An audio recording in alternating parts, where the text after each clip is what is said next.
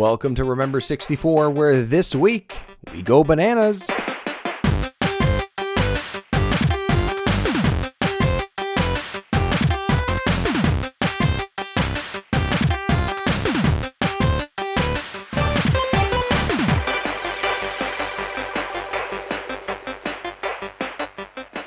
Welcome to the show, everyone. My name is David Petrangelo, and I wish I had a barrel of buddies and family to help me gather up all my favorite foods. Yes, as always, that's just a somewhat vague quip, this time for our level 26 game, Donkey Kong 64. This is a very special episode because we're going to have a much longer discussion that has a mix of history, a mix of love for the N64 and for Donkey Kong 64, and we're going to talk about, of course, the game itself. A special guest will be here momentarily, Jiggy Look Back. He is a great content creator on YouTube and social media. He's going to be talking about one of his favorite games of all time. Before that, I just want to mention, as always, patreon.com/remember64show. This is where you can get all episodes early and get a whole bunch of video content early before it hits a YouTube page as well. We're going to have some gameplay videos. We're going to have 2-minute reviews, including for Donkey Kong 64, which is now available. And you can help us shape the show going forward by helping us pick the next game that we're going to cover. Patreon not your thing? No problem whatsoever. Give us a little rating on your podcast app of choice, especially on Good Pods, Apple Podcasts, and of course on Spotify, where a lot of our listeners are. Much appreciated. It also helps other people find our show.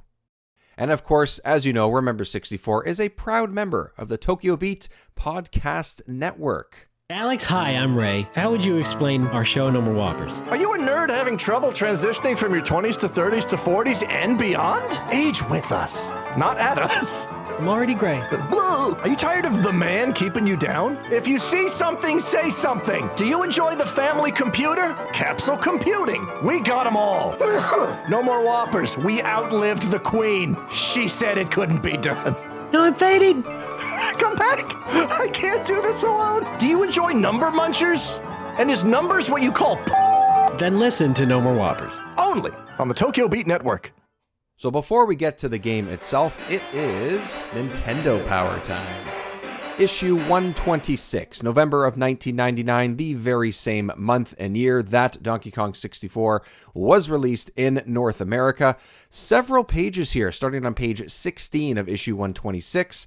Starting off with some fun descriptions of the game itself, how it's moving into the 3D world, and the Kong's Ransom, as they call it, which is all the items that you can collect throughout the game. Yes, the major collectathon itself. Coins, bananas, watermelons, crystals, banana medals, balloons, blueprints.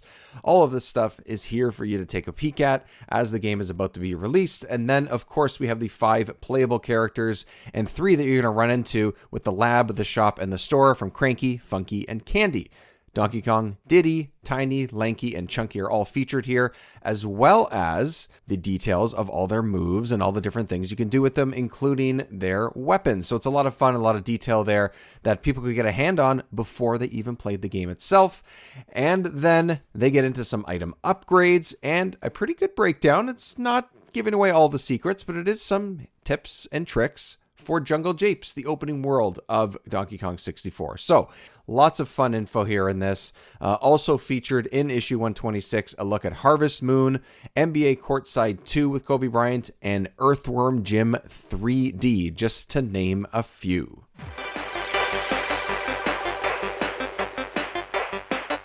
Today's show is brought to you by EPOS Gaming Audio, with a comprehensive lineup of both wired and wireless headsets, gaming amplifiers, microphones, and webcams. EPOS has everything you need to experience the power of audio. Like their H6 Pro lineup, which features 2 versions, an open or closed headset. The closed headset allows you to tap into exceptionally detailed audio and seals out ambient noise, while the open version delivers natural, high-fidelity audio with an incredible soundstage. Both headsets include a magnetic, detachable microphone and a sleek design that has no wild RGB configurations, just good design. Listeners can save 15% by visiting www.eposaudio.com/gaming and entering the code EPOSFRIEND15 at checkout. That is EPOS Audio, EPOSAUDIO.com/gaming and entering the code EPOSFRIEND15, no spaces, no underscores, no points. All of that can be entered at checkout for a 15% discount.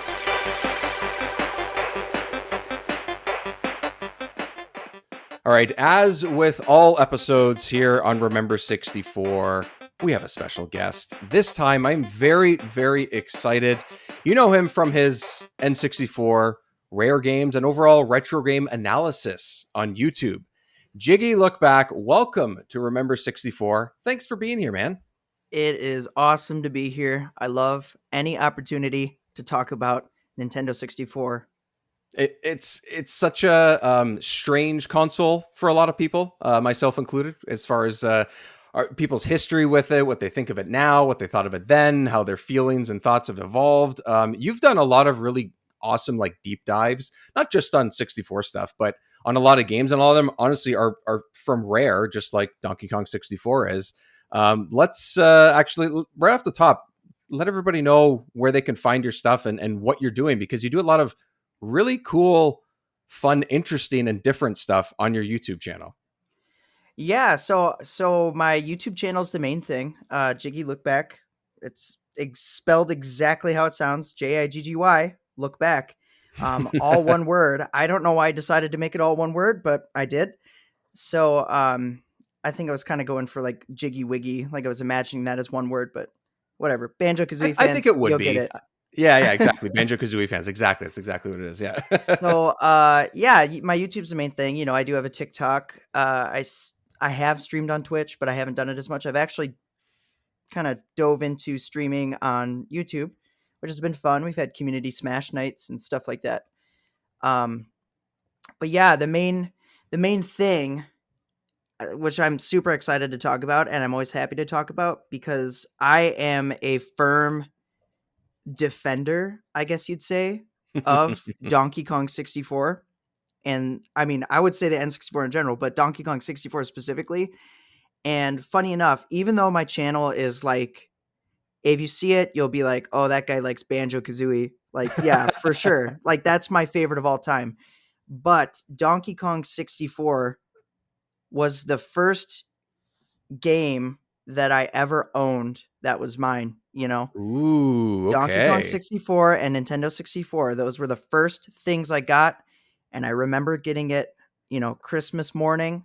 And I have one of those stories. I woke up. Let's do it. Yeah, let's do it. I woke up. I was so pumped. You know, Santa came. I was out. I was opening up presents. And there it was, an N64 box, right?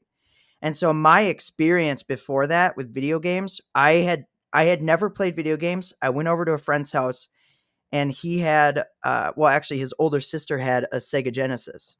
Okay. And so I played Sonic the Hedgehog. So Sonic the Hedgehog was the first video game I ever played.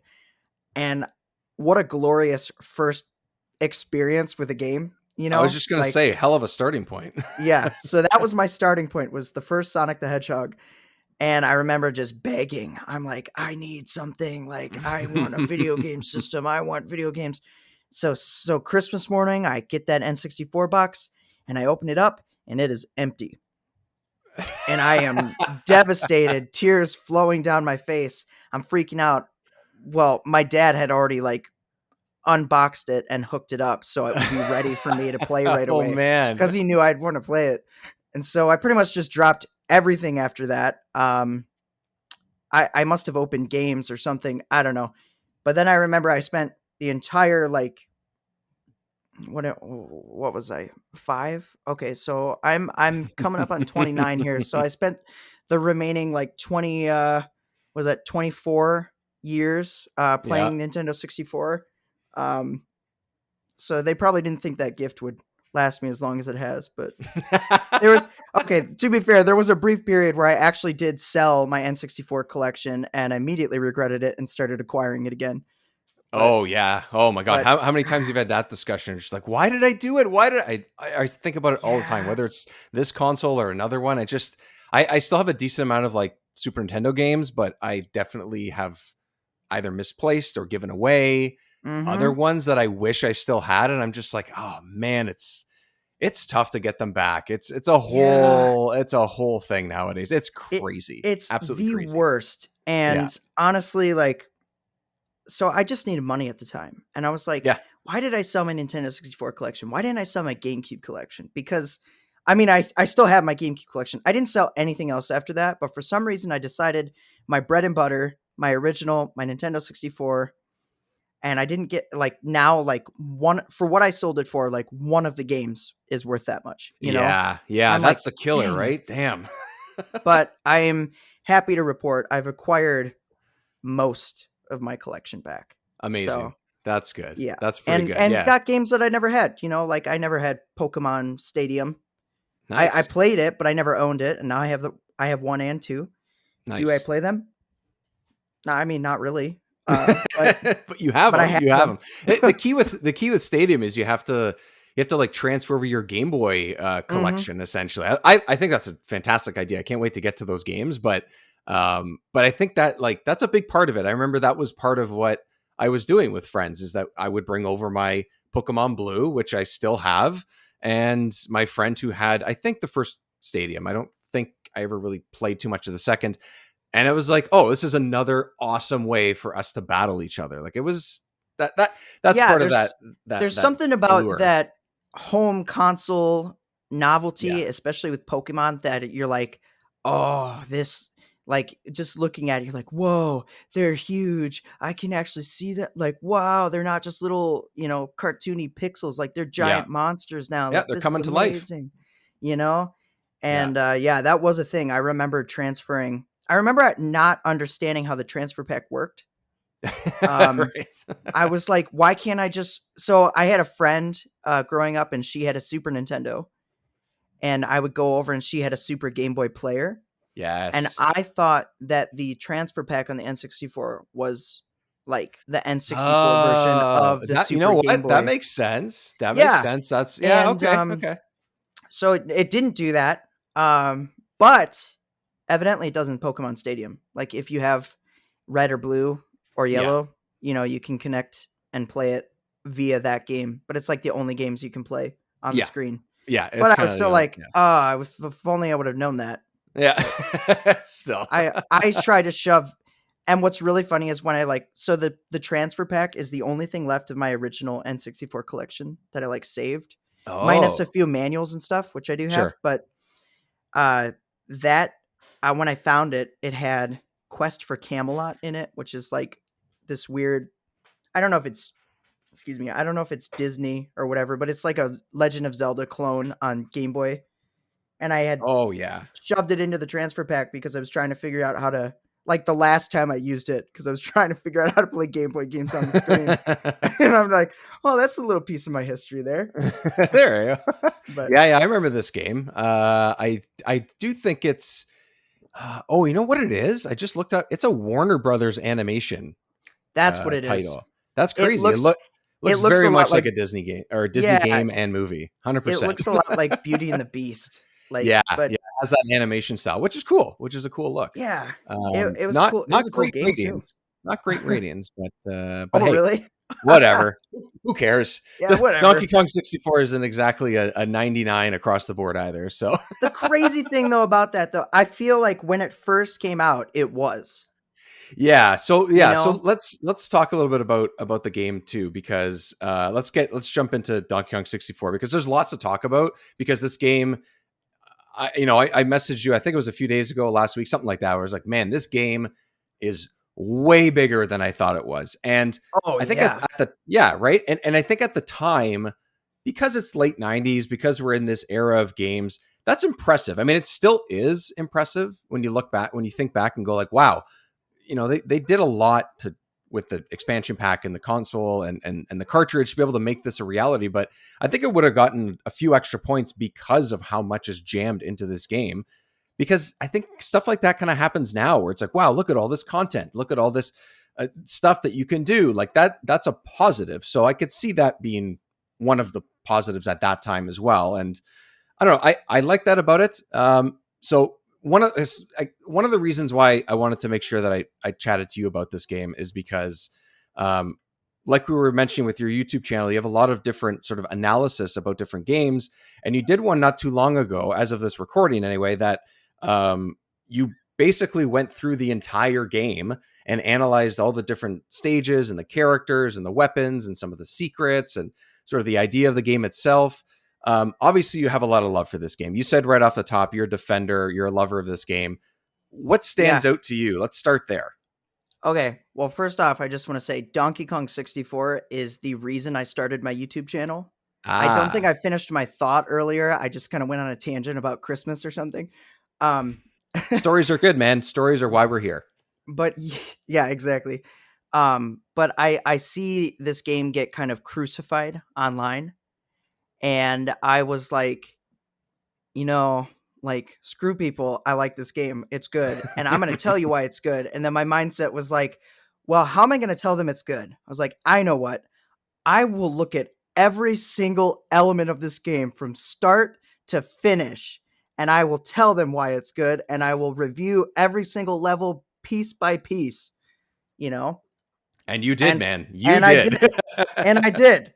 So, and now I'm like, I don't know how many games strong in the analyzing series, which is way more in depth than you think. Yeah, But well, like I said, the Donkey Kong one alone is just under an hour. I was like, oh man, it's an hour. What is he going to talk about? And then I started playing the game, thinking and going, oh no, there's lots here. No, I get it. yeah, the game is filled with stuff, and I think there's a few things I would probably separate, and one of those kind of ties back to, so obviously Rare made the game. Yeah. And Rare has their charm, their style, which I would kind of describe as like a cartoony, it's the same look that Banjo has and Conker has. They have this cartoony, over the top, like characters aren't afraid to fart or burp or, it's got just a really silly atmosphere. And I love that. It's playful. Plus, It's playful. It's playful. It doesn't take itself seriously at all. Yeah. But ironically, this game that I think sets it apart a little bit among the other ones too, the atmosphere is actually really creepy. Like, oh yeah, at times it definitely is. Yeah. And, part of that is just the insane lighting techniques that they did in this game. Mm-hmm. So I would say that's a big factor. And then the other factor I would say is the fact that, we're coming off the heels of Donkey Kong Country, where they did this unprecedented at the time, 3D models, like lower res down into like these, sprites on the screen, but it gave it such a unique look. Yeah. And just recapturing, like, I know there's a whole thing in the development where, they were originally making this like a 2D game. Yeah, that's the whole thing. It was going to start as kind of like, I would say, when I was reading up about that, it's kind of like what Tropical Freeze is a little bit, where it's still 2D, but it has 3D elements. I think sounds like that's where their heads were at. Whether it's capable or not at the time is a whole other thing, but it sounds like that's the direction they were at least thinking they were going to go initially. Yeah. So it's for the technical players, it'd be a 2.5D game. Yes. Yeah. And that's the route they were going before they're just like, you know what, this isn't going to work. It's not going to look anything like Donkey Kong Country. It's not going to be as groundbreaking as that. And so they brought in a guy from the Banjo team. And I think that really like kind of combined the elements of Donkey Kong Country that gives it that unique look, but then also kind of banjo-fying it and adding that cartoony Rare charm that I just absolutely adore. Yeah. And that, I mean, to me, that's the biggest thing. And a few other things that set it apart, I think, the gameplay. I love having the 5 different Kongs and that they have different moves. I think that's really cool. Obviously, there's ways that they could have done that better, but looking at them all, they're all distinct and they all have different kind of feels to them. Yeah. Do you have, based on whether it's their weapons, which I have mixed feelings about, or their abilities, or just the way they look and sound, is there a standout? Who's your favorite? Do you have a favorite, or is it too hard? I do have a favorite, and my favorite. You have a favorite child? It's Diddy. It's Diddy. Okay. My favorite, This is one thing I actually say in my video because so as a kid, I liked them all. Like, don't get me wrong. I didn't dislike anyone in particular. Right. My least favorite was Lanky, which is probably a shock to everyone because I feel like that's everyone's favorite nowadays. I don't Yeah, because know. he's sort of like the goofy one, you know, like he's the I don't know. I don't know if he's like the nerd, you know, of the group, that sort of idea. Like there's something about him that sort of has Yeah, this like he's that childish weird charm. cousin. He's that weird cousin that comes to the holiday dinner and you're like, trying to cover your food because you don't want him to because he spits when he talks, and you're just like, I but like it. I could yeah, definitely see it. Yeah. so I think they're like Tiny and Chunky are very 90s. Like they're Yes. the most 90s characters out of the bunch for sure. Chunky especially, I think. I mean, Tiny does have the Rasta hat, but Yeah. Tiny was my second favorite, but I Okay. would never tell anyone that because, I was a boy and I was young and girls are icky. But yeah, Diddy for sure because you look at the guy, they packed him with fun stuff. Not only did he do fun flips when he jumped, which was a Mhm. big thing. Oh, this is important. This game gave me like, how you play a game like Zelda's a great example of this, and you just constantly are rolling when you're running. Oh, yeah. Yeah. Like you just tap roll excessively, right? Yeah. So Diddy had this very specific, and they all can kind of do a variation of this, but Diddy was my favorite one where I could press B, he does a little cartwheel, I could jump with A, and then I could do a tailspin attack. So I can't Yeah, remember yeah, what I that's called sort it. of like a run like a sort of a cartwheel jump running combo thing to kind of get you around. Yeah, I think I called it my first compulsive form of movement in a video game, and That's it's true. I exactly what mean, it is. it's what I did. What was it? The cartwheel to jump to tailspin combo. That's what I Yeah. called it. Yeah. And I, they all had a variation of it, but his was the best. Just well, I that's think it. he has like this like sort of hop to his cartwheel too. Like there's sort of Hmm. like this really smooth movement which you may not expect from sort of a semi early 3D type of a game like this, but they did a really good job of like really getting the movement down with them, and they all feel distinct when they do it. I think you're right. I think that definitely lends to um, the variety and the different choices, and not getting bored by playing five of the same or three of the same Right, character. Like they all right. do feel different, and Diddy's is I've always liked Diddy a lot because for me, Donkey Kong Country 2 to this Yep, day is still my yep. favorite game of all time. So I Oh, have like this wow. extra, Okay. yeah, I absolutely love it. I think it's just, it's so you had your story about your 64 in Christmas. That was a game that I got for Christmas in 94 or Nice. 93 or something. So that was like, yeah. So, and I still have the original cartridge. I love the original 3 series, that one especially. So there's always this thing about like him and his guitar and him flipping his hat Yep. backwards and stuff in that game. And Dixie is sort of a character that just needs to be around more. So Diddy was Yeah. what? Yeah, I mean There's that's a a whole weird other connection discussion. between Dixie and Tiny, though. I believe Tiny is technically her sister. Yeah, and she has the hair Yeah, which twirl is that begs is the the same question: why move. didn't they just use Dixie? That is exact. Okay, Um, so I went into this game not really remembering everyone's name. Obviously, Donkey Kong and Diddy, I knew, mhm, and Cranky, like those, the ones from the other games, whatever, I recognize them, right? But it's been a mhm. while since I've played any of the more recent games, like Tropical Freeze. It's been a while since, I think it's probably since it came out. It's the last time I played it. But I've always gone back to those original ones, and a lot of these characters in this one are either just cameos or they're not in those original 3 at all. So I was like, oh, wait a second, is this a young Dixie? And I didn't even remember that. No, it's Tiny, but that's fine. It's all good. I got Yeah, excited. I was like, right. is Dixie in this? Oh my God. And she was not, but that's okay. I mean, Dixie's the original, but Tiny does a good job. I would Yes. never like confuse the two, and I No, really they look enjoyed different. Tiny. They Like look as different. someone, even though I did play Donkey Kong Country 2, Yeah. just a little bit after, but actually no, that's not true. I played it a little bit before because my cousin had it. Um, but I never thought they were the same. I never had that, I was always like, Yeah. "Oh yeah, I love Tiny." I was like, "Yeah, Dixie's cool too, but I love Tiny." Yeah. Because that Tiny. was Okay. like mine.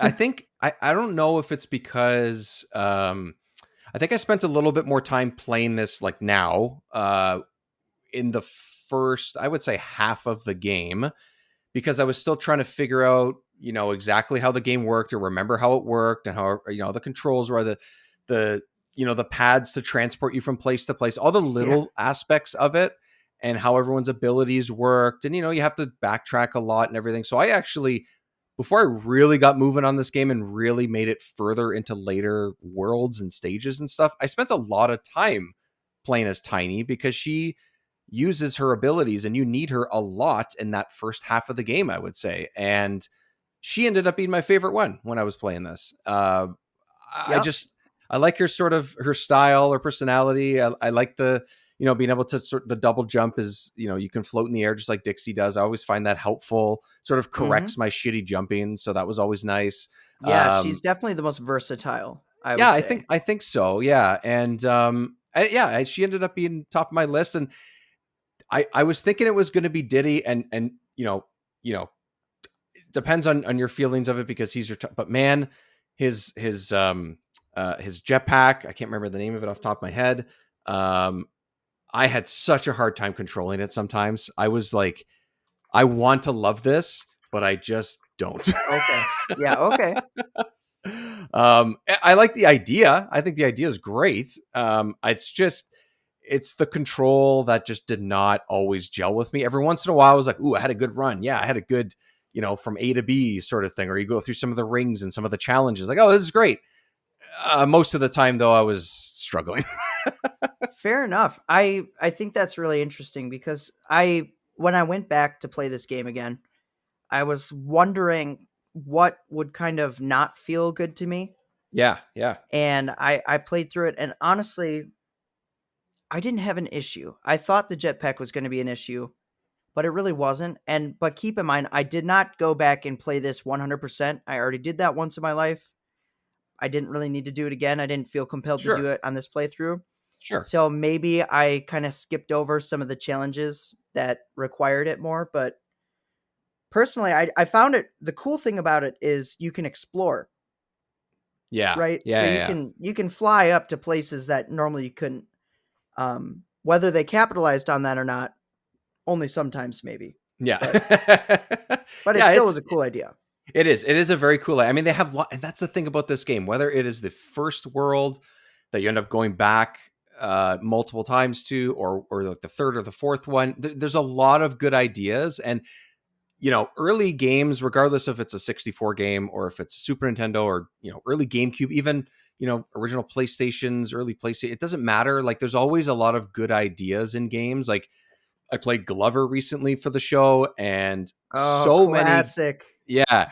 I mean, that's what we thought until we played it. And then we're like, okay, that was what, that was one where we constantly said for the entire time we were talking about it. Myself and Jared from the Play Along podcast, was that, like, there's so many good ideas in this game, but none of them, except for maybe a couple small ones, really come together. And here, they have a lot of really good ideas in multiple characters, and I would say the vast majority of them do come together. And I was surprised by that. I honestly thought that I was going to have a hard time with most of these, the way that this was structured. And I was surprised. I was like, okay, they got used to the controls, or, oh, this person does this, Kong does this Kong does that. Once I sort of got used to the difference between controlling them in 2D to a 3D plane, I was like, okay, I'm good. I got this. Yeah. Plus, I have so much experience with the Banjo series that I'm just like, okay, let's, you press Z or Z and A, and they do a different jump. You press the same button in B and they do something else. You press that and up C, and you do something like, all of that sort of just made sense to me. Yeah, it's basically like the fundamental gameplay of the game. You use the normal face buttons, right? And then you can use the normal face buttons plus Z, and it does something different. So it gives you kind of a really large arsenal of some things that are more like the guns, like more I want just to talk like, about the guns. I was about to mention the guns. Like, it's cool that there's variety there. Like you said, the arsenal is fairly robust, I would say. mhm. And that adds to all these different types of like elements and gameplay things that they can do. But the guns, I just like, the only reason why I don't like them is because I don't know why they have guns. And that like that it's sort of like, I know, like you mentioned earlier, and I agree with you that this is just having fun. It doesn't take itself too seriously. There's a lot of ways that you can point to that for this game and other Rare games that are like this, but like that part of it still, even though it's not taking itself seriously, is like world breaking to me, and I don't understand why they did it. I mean, other than just like, instead of finding a key, you could shoot that little icon on the wall. I'm like, okay, I Well, guess, or you know, to break that balloon. I'm like, okay, I don't know. I didn't. yeah, I don't know. yeah. It's kind of funny. I don't know if you know much about the story of. So it's a little less about why they have guns, but more about why the guns look how they look. Oh, do Um, tell. so Rare, they were just making the game and they decided to give Donkey Kong a gun, and well, they gave him all guns, obviously, Yeah. and they were kind of right off the heels of GoldenEye. And Oh so yeah. that was just kind of, I'm assuming that's where the idea came from. They're like, oh, we had success with the guns. We should do guns. That'd be fun, especially if we make like a multiplayer mode. Like, I'm sure that's where their head was at. Yeah. Yeah. And so they initially had Shigeru Miyamoto in, who's obviously the creator of Donkey Kong and Mario, for those who don't know. And he played Donkey Kong 64 a little bit, the build they had, and he was noticeably happy about it. And then Donkey Kong pulled out a shotgun, like a realistic shotgun. And then his face just went like it sunk, and they were all just terrified. And Oh but shit, we're all flared. yeah, and they were like, "Oh gosh, was that too much?" And so he pulled out a piece of paper and a pen and just like drew out the coconut gun as is, and he was like, "Make it look like this." And they're like, "Okay, that makes a lot of sense. We'll do that." Like, You know what? Like that part of it, I like how everyone kind of has their own one. You know, the the coconut fruit. gun, and yeah, the fruit, and like all that. That makes it, the feathers, which Oh look yeah, I like. guess they're not all fruit. Yeah, Well, that's I right. don't know if like Kazooie is hanging out with her somewhere, and she's like just picking feathers off. Because to me, that's the first thing I thought of, was like, oh, it's Kazooie's feathers. Like that's what it You looked know like what's to me. really crazy? I have never thought about that. Oh, But you're really? Oh, totally right. immediately, that's what I thought of. Because I was just like, because in Banjo Kazooie, you're collecting the feathers even Yeah. as items, right? You need them to fly and everything. So it's like, oh, is the Donkey Kong world on top of the Banjo Kazooie Yes. world, and there just Okay. happens to be Wait. like feathers around? This is a thing. This is a thing. And there is like a fan-made map. All of these Rare Ooh. games live in like one big universe, and they're all just islands in the world. So you have DK Isles, you have Conquer, like Windy Hill, you have Banjo's Isle o' Hags, and like they're all mapped out. Uh, it Oh it's yes. it's amazing, and I'm a firm believer that this is a thing. Oh, now Yeah. did Conquer have his bad fur day also in the same universe? Yes. Yes, it is. Oh man, that's amazing. So yeah, so maybe Conquer in one of his other bad days got into a fight with Kazooie. The feathers came over to the Donkey Kong Islands, and So those feathers are there to pick up and use as weaponry.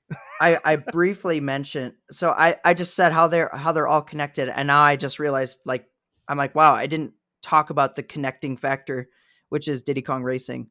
Oh Diddy Kong yes. Racing, in the manual for Diddy Kong Racing, it actually says Diddy is asked by Timber the Tiger to come to his island, Timber Island. So Timber the Tiger is the actual like main character of Diddy He's the Kong main Racing. character. Yeah, right? And he asked Diddy for help to defeat Wizpig. And on Diddy's way, he goes through where Conker lives and he goes where Banjo lives, and he asks them if they want to come along. And that's like canon in the manual says he does It's that. it And can't be that's any why more they're in there. clear than that, right? Like he's stopping by. He's doing a drive by pop Yep. ins and hey They're buddy, all you connected. wanna come help? Yep. Oh man, 100%. It's got to be. I Yep. This is great. I love it. I think maybe this is just another. Maybe I mean, I'm sure I'm not the only one who thought of it, but maybe I found a little little loophole / Easter egg that they threw in there for that reason. Another one of the probably couple of reasons or ways in this game that they're like, yes, this is all connected. No, there's no Yeah. Whizpig, and maybe Timber's not in it, which, by the way, where the heck is that guy? Let's bring him back. Yeah.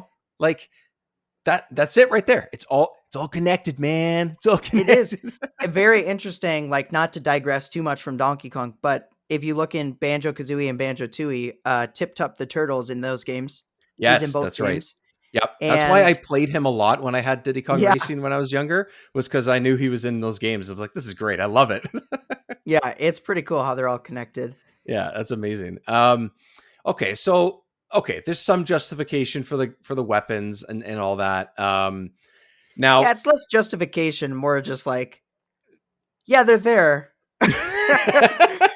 And they kind of fixed them because initially they were realistic, which is just bizarre.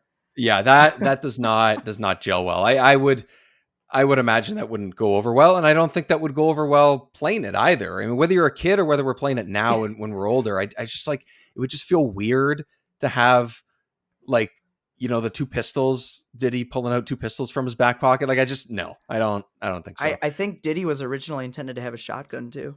Oh, gee, no, it doesn't. Even that, like, even if they were real guns, why would you do that? He's the quippy, Right. jumping around. Like, no, you got to give him something. He's got to have small. SMGs. Exactly. Yeah, exactly. You got to get the sound effect. Just steal the sound effect from GoldenEye. People would love that. The other thing is, I think early when we first started talking, you mentioned how this game kind of gets a little bit of a bad rap in some ways. We will talk Bad about rap, the rap. Is that code? Yeah. It was. I was going to mention something else, but we'll get to the rap in just a sec. I think, because I think one of the reasons why this game, and I think this is fairly evident, and I'm mixed about this as well, is that there is just so much to collect in this game, and that is not just certain areas or certain characters. It's just you have to go back. Backtracking doesn't really bother me. I really like Metroid games. That kind of stuff is totally fine with me. And this is sort of a similar idea to that. Whereas, like, you can't unlock certain areas or do certain things until you have certain abilities or characters. It feels very much like a Metroidvania type game and like that, which is really cool. But for me, and I think this is some of the criticism that Donkey Kong 64 gets, is that there's just a little too much stuff that you need to get. It's just a little too overloaded. Sure, go back and use the other Kongs to go to other areas. But after I went back to even just like the second or third stage for like the fourth time, I was like, okay, I have to do this for every character.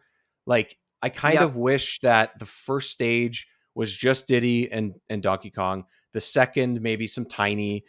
The third, maybe just all three of them. Like, I wish they sort of didn't make you backtrack as much to collect as much with each character, because you almost have to go back to the first stage with Chunky, and I thought it was done. I thought it was done with that, and it kind of felt like a little bit too much, even though I had a fine time playing as him. I don't know how you feel about that stuff. Okay. Well, in my video, I say something along the lines of, I don't care. I love collectibles. And I think the real problem, I don't necessarily think it's collectibles in general. Right. I think it's a few select collectibles that they should have. The main thing is the colored bananas. Like, those are spread out through the whole level for every character.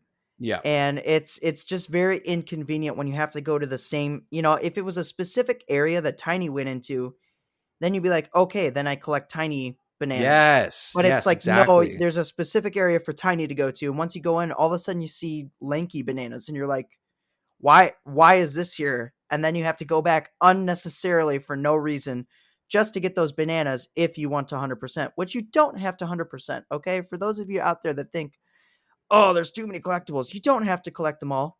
Okay? No, that's true. You don't. It's just it's more of an OCD thing. Yeah. Oh man, that's what happened. Like, even I don't remember the name of the stage, the with the shipwreck and the water and everything. Like I found like the swimming and Gloomy stuff in this. galleon. Yeah, that's it. Yeah. It's always galleon. Galleon's always like the word that's been used in these Nintendo games and stuff. I didn't mind like swimming around in this and stuff. I think it controls pretty well, just like it does in the Banjo games, I think. But I was like, I got that OCD feeling, like you just mentioned. And I was like, oh, I got to swim over there and I got to do all this. But then I was like, oh, now I'm not enjoying the swimming as much anymore because I keep going back to the same dark little corner in the water. And I'm just like, do I need those 5, purple bananas that I didn't grab with Tiny?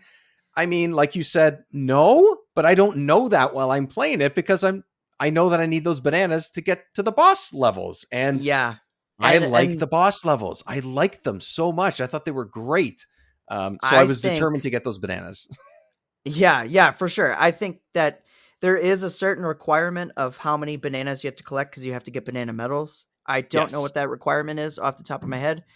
Evidently, it can actually soft lock your game if you don't get enough to get the proper banana medals that you have to get at the end game. There's these giant banana medals you have to collect, but you can only get them.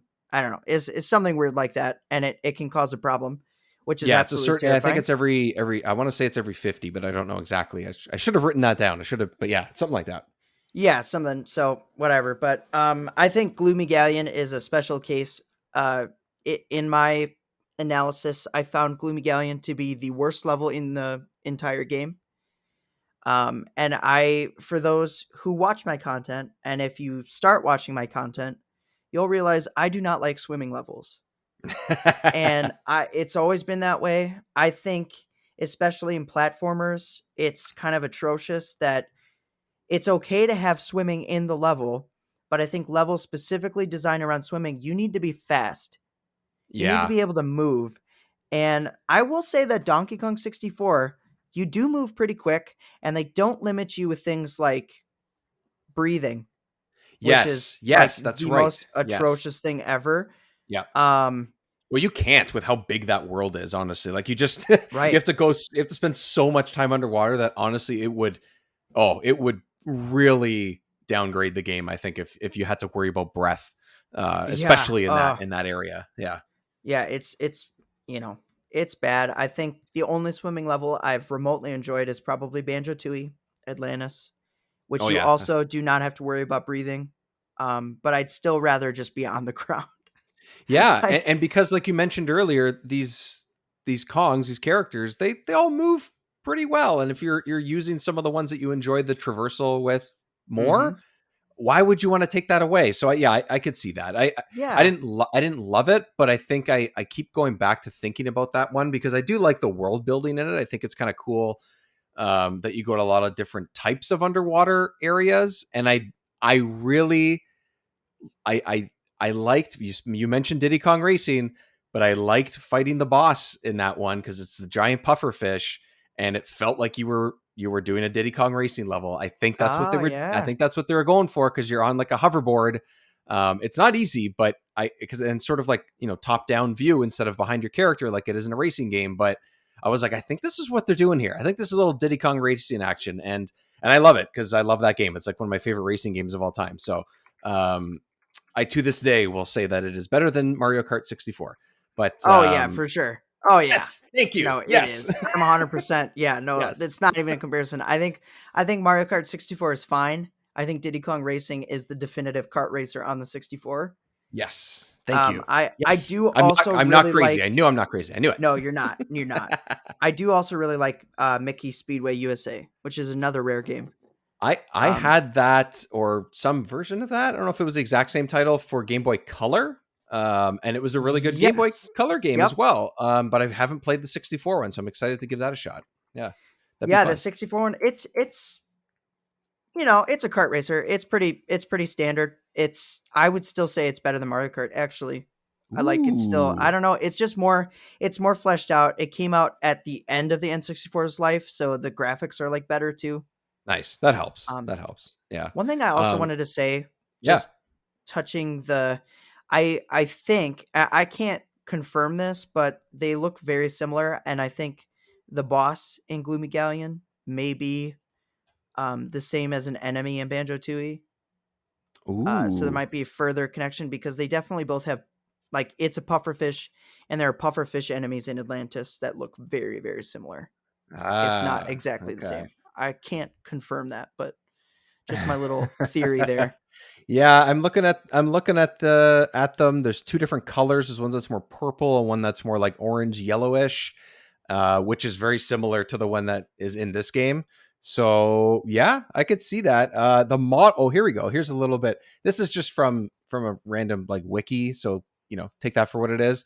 But the models used for the swell bellies in the Banjo series were recycled from the Puff Tups, which is what it's called, in Donkey Kong 64. So there you go. There it So is. whether it is exactly the same or whether it's just sort of recycled assets, which happens, Mhm. I think you're onto something. There you go, man. Another little Oh, hint. man. Speaking of recycled assets, Let's do it. Donkey Kong 64. I am not 100% sure how many levels are regurgitated from Banjo levels that didn't happen, but there's a couple. I know Click Clock Woods for sure. That Yes, I was did see that. Yep. Yeah, that was originally a Banjo level, and it does have kind of a different vibe than the Hmm. other levels, which I think is very interesting. I liked it. I liked that one. That was Yeah, one of the ones, and I definitely felt. I mean, a lot of this game does feel like the Banjo games, but I did feel even while playing it, without knowing that was the case. It was like, oh yeah, I could see this being a Banjo. I mean, there's forest and greenery like levels in the Banjo series all over the place, but this one felt a little bit different. I think you're right. That's a good point. yeah, because I like even the music kind of had a similar thing. I mean, the music in general is amazing. Grant Yeah, Kirkhope. Donkey Kong music is always top notch. I love I it. I talk so I've messaged Grant Kirkhope a few times. He likes kind of um my comments, I guess, and he usually responds. One of the things I was like, so he recently pressed a vinyl of Banjo Kazooie. He revamped the soundtrack and made an album called Rejiggied, which I think is Oh super cool. And I yeah. was like, when are we getting the Donkey Kong 64 soundtrack pressed to a vinyl? And not only that, but the rejiggied one, which I did order, is like they pressed it to look like pads from the game, so you can get like the spring pad or Oh the feather pad, man. which is Oh like super cool. And I'm like, the next thing is like they should either get the number pads from Donkey Kong, or even better, the face of the Kong pads. Like yeah. If you could I think pick which ones you wanted, or if there was like two or yes, three yes, vinyls, oh, that'd be amazing. Yeah. or colored bananas. Either way, I don't know. I Yeah. just think Yeah. there's a Yeah. lot of cool ideas there. Yeah. There's lots Um, of variety, that's for sure. yeah. Yeah, the music in this in Donkey Kong is awesome. Again, one of the reasons why I really appreciate Donkey Kong series on the Super Nintendo even more now is because I could go back and listen to it and be like, wow, they really they went for it and it Oh kicks yeah. ass. And it does here too. I just think that like there's something about when you're spending hours and hours in one world in a game like this that some of the music loses its allure. I think it doesn't feel as special because you're not doing one or two levels that take you 15 minutes or 20 minutes like they do in the Hmm. original games. That here they last longer, they're repeated more, and that's just because of time, and that's just because of what they can fit on the cartridge. So it's still very good, but I don't think it has the same top notch allure. At least at times, not always, but at times, Yeah. you kind of it kind of fades into the background a little bit more than it does in the original three games that came before this, and that's fine. It is what it is. But of course, there is the rap, and the rap is what everyone thinks of, I think, when they think of this era of Donkey Kong and this game specifically. Oh Um, yeah, for sure. they But have to, right?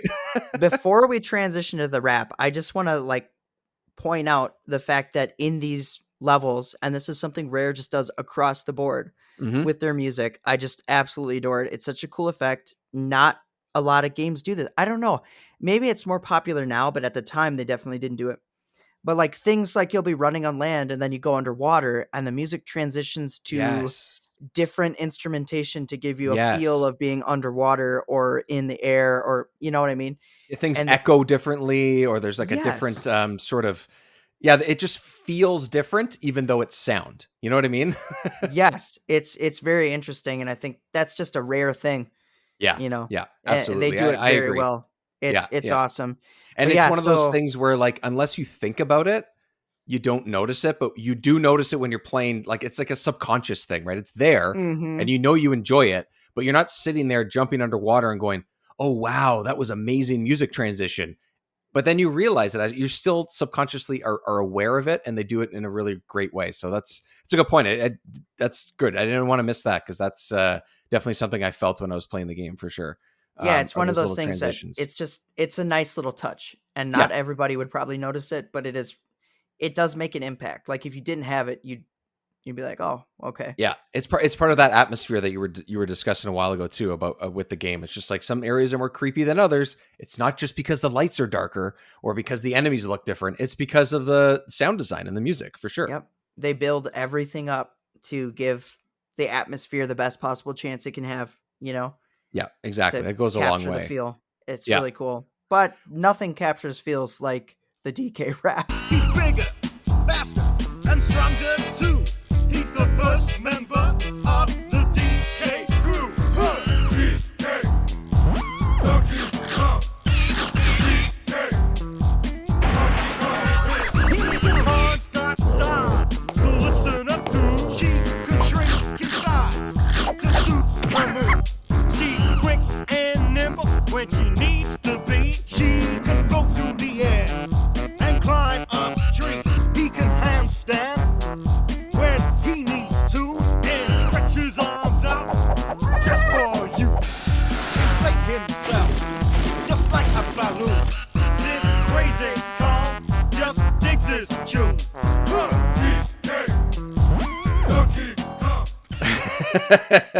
All right, what are your feels on this? I know, everyone, correct me if I'm wrong, but I'm pretty sure everyone thinks it's pretty goofy, but it's supposed to be.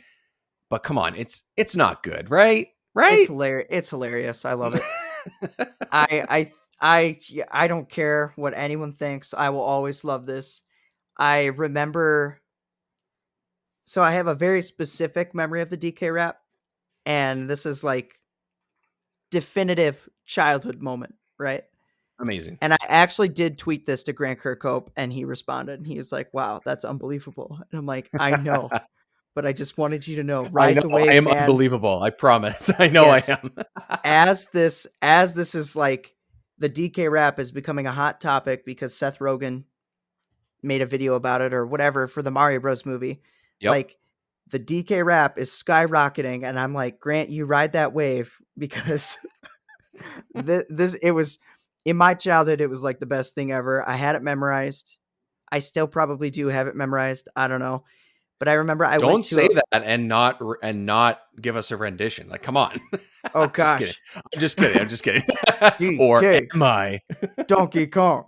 Okay, um, Well done, I sir. went to Slow clap. Golf clap. Well done. I went to a restaurant and there were these kids just in the back. Like, so for some reason, this restaurant was just riddled with kids. I don't know if maybe restaurants are normally riddled with kids, but I was just like hyper aware that it was filled with kids. Sure. So these kids in the back, they like all started like singing the DK rap. And it was like totally random and not quietly, like loud. Like they were like screaming it. Good for them. And then I started screaming it from across the room. And then there was like all the kids were coming out of the woodwork. Like all the kids that know the DK rap, we all knew it and we were all screaming it. And the restaurant was filled with pure Donkey Kong joy Oh my because of it. God. Yeah. It was a real thing, true story, totally random. It's like a super nerdy, unplanned flash mob. That's what that is. Yes, exactly. It was the 90s, baby. I don't know what to tell you.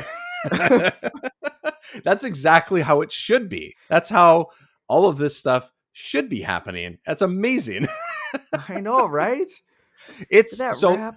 Oh, so it's to me it is, I think it's, I don't know if it's production, I don't know if it's the words, I don't know what it is. It's like it's not good, but it's also fun, and it's not like so bad that it's good. I don't think it's to that point. I just think that it is missing some sort of like, I don't know what it is. There's like a beat missing there. I don't even know what the word is, but it's still so much fun that I didn't care. And it is way longer than I thought it was. I honestly remember this thing being a minute and a half or something like that. This thing just goes. It is a yeah. full-fledged corny rap song. It is so 90s, even though it's late 90s. It's like, Mm-hmm. this feels like this came from 1992. And I love that that's how they start this game, is it's giving you an idea of how much fun you're going to have with these crazy characters and this crazy premise, and just go for it. And that's it. And Yep. And don't forget, Chunky is in a disco outfit at the beginning. yes, So you get a little bit into the 70s too. So it that's kind of right. covers a few decades there. It's I, amazing. I I do like the sort of like, I guess you could call it slapstick, but the sort of like goofy humor of him like not realizing that he needs to change, and then he scoots off screen and has to change and everything. I like that, but at the same time I kind of wish he just wore that outfit all the time. Yeah, I wish it was an option. Yeah. I Yeah, just something like unlockable or something like that. I love when he smacks Lanky off the screen. It Oh makes yeah. me laugh. Like to this day, like when I was rewatching it, I laughed pretty hard because I forgot about it. And he just turns and he smacks him and he like holds his face. He's like, "Oh no, what have I done?" Oh no. And Yeah. but the thing about this rap, that regardless of how you feel about the song, which is, I mean, it's silly, but it establishes each one of these characters' personalities without you having to play the game Yeah. in a very brief amount of time. Even the DK rap, as you're listening to it, the instrumentation changes between the Kongs. Yeah. So with Donkey Kong, you get the more, bongos oriented kind of stuff. Diddy, you get the straight up electric guitar, tiny saxophone, lanky trombone, and then chunky. Actually, Triangle. I think, yeah, his is the triangle, but I think they actually gave him kind of a heavier bongo Yeah, kind of because a he's thing because he's too. big and everything. Yeah, exactly. But Yeah, yeah, but it's awesome. Yeah, it's kind of, I think they didn't want to show that they gave him a triangle until later in the game. I think that was yeah. strategic to make you laugh because you I expect him to get some big weapon. Like he's got the bazooka, the pineapple bazooka thing, yeah. and then his instrument is the triangle. It's like the most delicate thing, and he stands on his tippy toes and plays it. Like It's it's so it's so silly. funny. I love that kind of playful, childish humor in a game that largely I think is not necessarily like built for like, let's say, an 8-year-old or 10-year-old to play, because there's so much going on here. Even though, like you said, that's kind of when you started playing it and everything. But like, I think there's so much going on in this game that it's. I think I didn't own this game, and I know a friend of mine did. I don't know how at the time maybe you did, but I don't know at the time if I could have played this same game for hours and hours and hours and hours, and just like, it's not complex to the point where you can't understand what you need to do, but it's complex to the point where there's a lot going on, but then they just pepper in all these fun, playful things like this big, huge Kong with a triangle. I love that kind of humor and how it's played in an environment like this. I think it just goes such a long way to being like, yeah, this game is full of personality. We're having fun, and we just want you to too. And that's exactly what the rap does, like you said. Yeah, I will say though that because you briefly mentioned it, I did not officially beat this game until I was like 13. Okay. There. Yeah. And Okay. the reason being, and I'm just this is like, again, I'm an avid defender of Donkey Kong 64 and I always will be, except for this one thing. Ooh. Uh-oh. Here Okay? we go. And here's the thing. So it is not clear about acquiring the Nintendo coin and the rare coin at the end of the game. Okay? Oh. It says you need a Nintendo coin and you need a rare coin. So the rare coin you get, which it does tell you by talking to Cranky. What does Cranky do? He lets you play Rare's Jetpack game. So you play the Jetpack game, And if you get a high enough score, you get the rare coin. Boom, there's one coin. All They right. don't tell you how to get the other one. I didn't know that because I didn't get to the end in this time because I just didn't have time to. But They do not tell you how to get the other coin. So what do? You work off the information you have, especially as a kid without internet. With, maybe there's Game Informer or magazines or whatever yeah, there I was at can the get a time. strategy guide, but I But was I never a never strategy did guide that. kid. Yeah, I never did that No. either. No. And so I played that jetpack game as like forever, for So years. that's why you were okay with it because you like perfected your action in the sky with Diddy. Yes. And I'm like, what the crap? Why am I not getting this coin?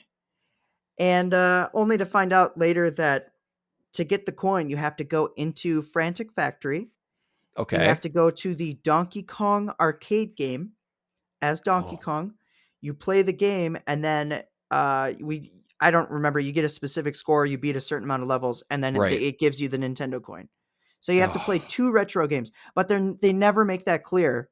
So for like however many years, I don't know, 6 years, 5 years, I just didn't know how to beat the game. But I had collected everything. And then what a glorious day it was when I finally did it. And I got that final boss fight that is the best boss in the game, honestly. Is it? Okay. I didn't experience it because as a kid, I Oh. definitely didn't play it. And this time I just didn't get to the end because it just took too much time. So- and I definitely would not have known Oh. that. Maybe I would have looked it up at this point because apparently Yeah. internet exists now, but still. Yeah, that's the thing. Yeah. It's definitely like there was no way to know. And it No, was at that very time, for it's sure. it's very frustrating, Yeah. but it's so satisfying once you do it. It's like, oh my gosh, cuz It's all worth it. yeah, the end of the game is amazing. And I recently actually learned, because I don't remember, like, when I beat the game, I definitely had every item. I definitely had every banana fairy. Like I played it to the 101% completion or whatever it was. Wow. But I didn't know that it gave you a special ending.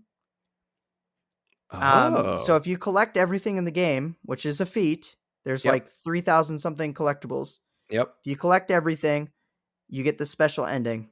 And I don't know what it is, and I'm curious to look it up. I I'm probably 100 got it. I just don't remember. You don't. Well, and you wouldn't know at the time that was. You probably wouldn't know at the time that was the special Yeah. ending, right? And Like I the secondary replayed ending. it. I Yeah. replayed the game, but I did not 100% it this time. So I don't Man. know what it is. Like, what's different about it? What's the different ending? I'm so curious. Well, it's something we're going to have to explore outside Yeah, of this for episode, but sure. is 100% something I'm going to look up now because I didn't realize. I didn't see that point. I was looking up some of the history of the game and everything. I didn't realize that there was. I mean, that's the other thing. I know the expansion pack is boxed in with this game because it's needed and everything, but like, man, there's still like that is another example of like how much is in this game. Options, variety, backtracking, different characters, all this stuff. This game is huge. And Do you know why they put the expansion pack in with this game? I mean, honestly, when it comes down to it, the cartridges do not hold enough information and can't run everything. That's the initial assumption anyways. So, honestly, the game was running without the expansion pack. Right. And Nintendo wanted to push this accessory. And what better way to do it than with one of their flagship titles? So it was literally Nintendo brought the expansion pack to the table and was like, "Can you guys find a way to use this in your game? Because we want to sell it with it." That's it. This game could totally run on N64 hardware without it. However, they did find a use for it. There was this thing online that was like, "Oh yeah, there was a game-breaking bug that needed the expansion pack." That's not true. That's not a real the thing that I saw. Yeah, that's the thing that I saw. And then I didn't see, and then I saw someone, I can't remember the name off the top of my head. I want to say Stevenson might have been the name. Mark Stevenson. Yep. Yeah, that's it. Yeah. Yep. And then I did see that was not the reason why. So I was like, oh, okay. And anyways, go ahead. Yep. That's all it was. that wasn't the reason why. Nintendo just wanted to sell something, and that's why they bundled it in. And so they just used it to enhance the lighting. That was it. Well, and you know what though, the lighting, I did notice that, whether it's like a little lens flare thing when you're looking off into the distance, or Hmm. whether it's the difference between going underwater and above, or going into certain caves, or Oh, it's in great. it it it is It good. looks really good. Yeah, it looks good. I mean, this game is not a terrible looking game, I don't think, but it's definitely not but the lighting seems to be better than what the rest of the game looks like, but that's okay because I think it creates a better atmosphere that makes the game more enjoyable, in my opinion. So, Oh yeah, for sure. And I think a lot of the the models and the textures, everything has a lot of tender love and care and yeah. charm to it, and Yeah. it still looks pretty decent. If it was like, if you played it on something like the Wii U Virtual Console and it's up-resed, so it's just clean, a clean signal, it still looks pretty good, Yeah, honestly. even now it still looks good. I played it on the console. I played it with the cartridge and stuff. Like, Hmm. you know, again, it's from 1999. It's on the 64. You're only going to get so far with it, or whatever, as far as fidelity goes and graphics. But that's okay. And it looks good. It looks just as good as the rest of the games that are like this. And it's slightly later in the life cycle of the console. And I overall, I will say, sir, I wanted to play this game, and then I, reached out to you and we talked about playing it, and I'm like, you know what? I'm excited. I love this series. I love these characters, and I've said this to other people that have been on the show, but thank you for having me replay this. I will say, Oh yeah, it's a wonderful game. It is definitely, it's got its negative, um I don't know what you'd say. It's negative reputation, I guess. mm-hmm. And that's only because I think I said this in Banjo Tooie, in my analysis of Banjo Tooie. Somebody said something about Pterodactyl Land being like a large empty world, and it Mm, stunk because of it. And I thought of that, like I was thinking about that when I was replaying that game and going through Pterodactyl Land, and I was like, what are they talking about? I was like, yeah, it's big, but there's plenty of stuff to do, and you move really fast, so it doesn't really affect anything. I was like, maybe after you acquire some things, but like that's just completing a level.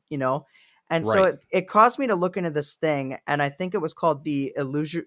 Oh gosh, now I'm gonna forget what it's called, like illusory truth effect or something like that. Okay. Basically, it's if someone says something and then someone else confirms it, and it like forms the general opinion to the masses. Oh, It's almost yes. like it's Yes. this thing where somebody said something, and it just like somebody else carried that and somebody else carried that, and it just kept going until so many people do it that everyone just starts agreeing. Right. And I Right. think this game has that because, like I said at the very beginning, this game initially had really good reviews. And people were like, this game is amazing. And it's only like recently, like the past 10 years, that people have really dove in and said, this game has too many collectibles. It has too many, it's bad. It's blah, blah, blah. And I'm sure there were a few people that said it at the beginning, but it's really perpetuated since then. Yeah, yeah, and it's easier to spread that type of thought or those feelings and stuff, and like you said, sort of takes over your own. Other people, Yeah. a bunch of opinions getting thrown at you of one kind because one links to another, to another, to another, whether it's on Reddit, Twitter, whatever it might be, and then it just sort of takes over, and you're like, yeah, you know what, they got a point. But honestly, like, look, you don't have to play this entire game. If anyone's on the fence about playing it, we've been mostly gushing about it, I would say, for the last hour, but I would say that if you're on the fence, I would say play the first couple of worlds at least and get a taste of playing as a couple different characters, and I think you'll have a good time. It may not, I don't think it's a perfect game, but I still had and not, I'm not saying that you say it's a perfect game either, and nothing really is, but like it's still well worth your time, I think, and Hmm. definitely not in that camp of this game is straight up bad. Not even close. Not even No, close. I think my final verdict was 8 out of 10. Yeah, I And think that's fair. Sure, and I you just might. got to keep in mind it's on 64. It's dated Yeah, hardware. So you Yes. got to give it some leniency as far as, this was pushing ground in 3D platforming. This is what, let's see, we had Mario 64, we had Banjo-Kazooie, and then we had this, Yeah. basically. So it's discovering, I think it does a lot of things right. I think there's a few small tweaks it could have made, like unifying the banana system and just making it a little more, a little less necessary to change to other Kongs. Sure. Sure. And things like switches, like just make it generally for each Kong. You don't have to make it, or a general Kong switch is what I meant to Right. say, rather than a Right. specific Kong. It's Right. just those little small tweaks that I think would have made the game better. But at the same time, you know, it adds a lot of backtracking. And for people that enjoy collectathons, like this is the collectathon of collectathons. Yeah. Because Tim Stamper, right at the top of Rare, was like, hey, this game's great. Put more collectibles in it. And every time they would send it back to him, he just kept saying it. Put more collectibles in it. More. And they're like, okay. And they kept doing it. And I don't know. Other than the bananas, it does, like, getting the golden bananas does not feel like a chore, except for a few mini games. Yeah, some of the mini games. Which- Yeah, I mean, that's the thing. We've been chatting about this game for an hour. There's so much stuff that we can't get to because you'd be talking just as long as this game is. The mini games are hit and miss depending on what you're doing. Whatever, it is what it is. But you're gonna sort of those types of things where you kind of expect that with games like this. But yeah, I think that what you're saying is true. I really enjoyed it. I'm happy I went back to it. And I'm happy to explore more Rare games as the show goes on. And yeah, man, this has been a lot of fun going back to it. Before I let you go, though, let's remind everybody where they can find your awesome stuff online. All right. Well, the biggest place, honestly, if you just go to my YouTube, Jiggy Look Back, you'll find links to all my other socials. You can follow me on whatever. Instagram, TikTok, Twitter. I post on all of those things. Sometimes I do community polls. I have a lot of interaction with people in my community. So if you would like to join, feel free to hop in. We'll gladly welcome you in and just talk about these games, because that's kind of what I do. And Donkey Kong 64 was a big factor in my life and a big game. I played it for obviously a long time, and I'm still playing it, and I still go back to it and find new things and have a blast with it. And if you really if you're on the fence about playing it, or if you even want to just know my opinions or what levels are great, what levels are not as great, what bosses are great, very specific details, you should just go watch my analyzing Donkey Kong 64, the complete edition. I usually make analyzing episodes. So I do a game series where I do it in parts. I do episode 1 where I cover the first chapter, episode 2, and I take it piece by piece weekly. And then at the end, when I finish the game, I stitch all those pieces together and make one giant complete edition.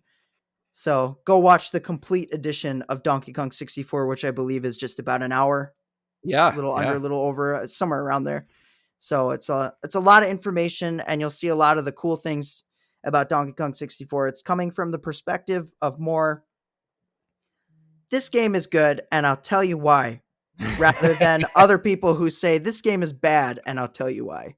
Yeah, or this game I like, and this is why I hope, this is why I appreciate it and hope you do too. Like things like that. It's definitely and that's more what it feels positive. like. Exactly. And it comes across in your content. So that's always nice to have out there, because sometimes gaming community is not that, and it's nice to be able to spread that. So that's all a big positive as well. I think that was in my about page, spreading the love of retro games. Boom. There it is. There we go.